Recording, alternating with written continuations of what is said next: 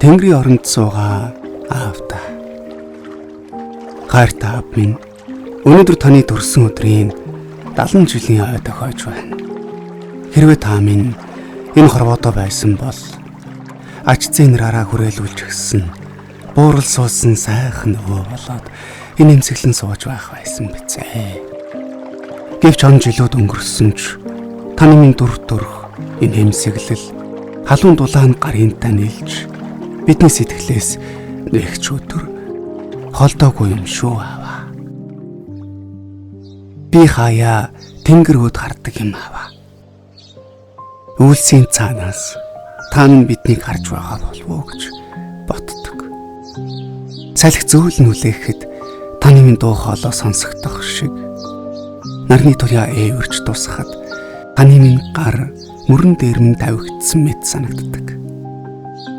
Таны төрсөн нутаг хожиртын хөндөө холон горжийн тал өнөөдөрч хэвээрээ.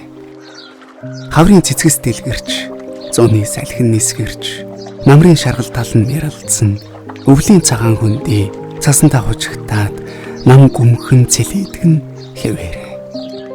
Харин тэр тал нутгийнхаа дунд морин дэлэн дээр дэрвэж өссөн жаахан хөө өдгөө бидний бахархалт аав болсон түүхэл цаг хугацаанд үлджээ.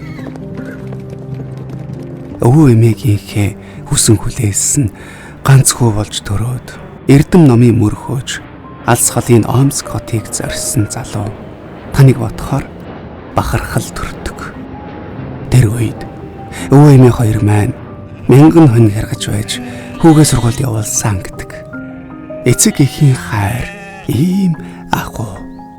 Бүр хүүхдийнхээ төлөө хүн ямар их хийх чаддгийг тэр түүх харуулдаг. Тэр хайр өнөөдөр бидний судас бүхэнд урсаж байна. Аав минь. Та ээжтэй минь айл гэр болж гал голомтой бадраасан цагаасаа хойш амьдралын хатуу бүхнийг хамтдаа тулсан. Гурван нүрээ тэнгэрт үтсэн эцэг их хүнээ зовлонг би бүрэн ойлгохгүй байж магадгүй. Гэхдээ тэр их уу гашууг давж амьдралынхаа гэрлийг унтраалгүй, итгэлийн алдалгүй, өр хүүхдийнхээ төлөө урагшаалгасан. Та хоёрын маань тэсвэр хатуужл бол жинхэнэ баатарлаг түүх юм. Миний амь насны төлөө ээж минь эмнэлгийн шалан дээр хоноод та минь өвлийн хүтэн шөнөөр лам бараад нь явж байсан гэдэг. Тэр үед би юу ч мэдэхгүй жаахан хүүхэд байсан. Өвчин ороогоод байсан намайг хаврын төлний амралтаар оюун нэгчд өгч эмээгэнд явуулжээ. Нэг очихт нь би хэдийн нэг хөлд орчихсон хоньны хашааны дэргэд сөөсөр алхатаа гүйж явахыг хараад ээжийн маань нүднээс баярын нулимс өөрийн ирэхгүй асгарсан гэдэг. Тэр мөч бол их хүний сэтгэлийн хамгийн том шагнал байсан биз. Харин өнөөдөр бодоход миний амьдралын ард аав ээжийн маань ойргүй өнгөрүүлсэн шөнүүд, асгаруулсан нулимс, өргөсөн залбирал байдаг юм байна. Би тэр их хайрын нүрийг хизээж бүрэн төлж чадахгүй. Гэхдээ нэрийг тань өндөрт авч явахыг хичээх болно. Таныхаа сургаж үлдээсэн хүн чанарыг өр хүүхдүүдтэй өвлүүлэх болно. Таны асаасан гал голомтыг батраан авч явах болно. Энэ л миний хүүгийн үүрэг баг. Аваа, миний хүүхэд насны хамгийн сайхан зураг бол таны ард суужгаад цэнхэр мотоциклоор давхиж яваа тэр мөч. Тал дүүрэн цэцгсийн дундуур салхи зүсэн өнгөрөхөд би хорвоогийн хамгийн аз жаргалтай хүүхэд байсан юм байна. Тэр үед би ойлгодоггүй байж аавынхаа ард сууж явах гэдэг өөрөө хамгийн том аз жаргал байсныг, аавтаа байна гэдэг өөрөө хамгийн том баялаг байсан. Хүн хамгийн үнэтэй зүйлээ алдсны дараа л ямар их аз жаргалтай байснаа ойлгодог юм байна.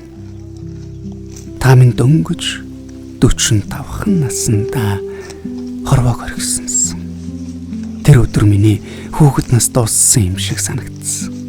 Тушиж тулах уул минь нурсан мэтэл санагдсан. Гэвч өнөөдөр би нэг зүйлийг ойлгожээ. Хүн тэнгэрт оддог болохоос хайр нь явчихдаггүй юм байна. Таны алхаж явсан зам өвсөнд дарагдсан байж болно.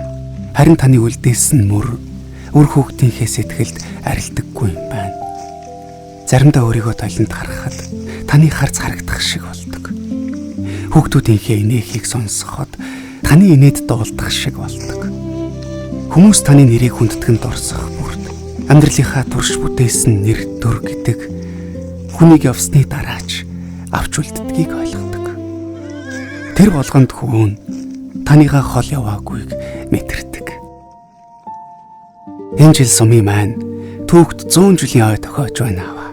Таны уйсан бор азрах нутгийнхаа наадамд хордолж байсан шиг өнөөдөр таны хөвгүүд ач нар таны зам мөрийг үргэлжлүүлэн авч явна. Асхтын голын хөндөй дөөфид очино. Ээжигээ дагуулна. Таны дуулдаг байсан дууг дуулна. Таны ярьдаг байсан хуучийг дурсна. Таны хайрлаж явсан уул уснаа мөрхөн. Тэр өдөр та минь ч гэсэн Тэнгэрээс хараад баярлаж суугаа гэдэгт бид итгэдэг. Харт аав минь хүн өнөөдөр таны 70 насны ойд мөргөж байна. Таны үлдээсэн нэр төрийг сэвтээхгүй авч явна гэж амлаж байна. Таны сургаалыг үр хүүхдүүддээ өвлүүлнэ гэж амлаж байна. Таны хайрлсан нутаг ус гал голомтыг хамгаална гэж амлаж байна. Тэнгэрийн орноосоо үр хөөхөд ач зэнрийнхаа замыг гэрэлтүүлж яваарай. Хүн таныгаа өдөр бүр санаж явдаг. Хүн танаараа өдөр бүр бахархаж явдаг. Хүн таныгаа насан туршдаа хайрлаж явах болно. Аваа, Тэнгэр үнэхээр хол биш юм байна. Асхтын голын усанд таны дүр бий. Холонгорчийн салхинд таны дуу бий. Хужиртын хөндөд таны минь мөр бий. Харин хүүгийнхэн зүрхэнд таны орон зай бий. Мөнхөх Тэнгэрийн дор миний аав мөнхөд амьд. Тэнгэрийн оронд суугаа аавда. Том хүүгээс нь загтал бичлээ.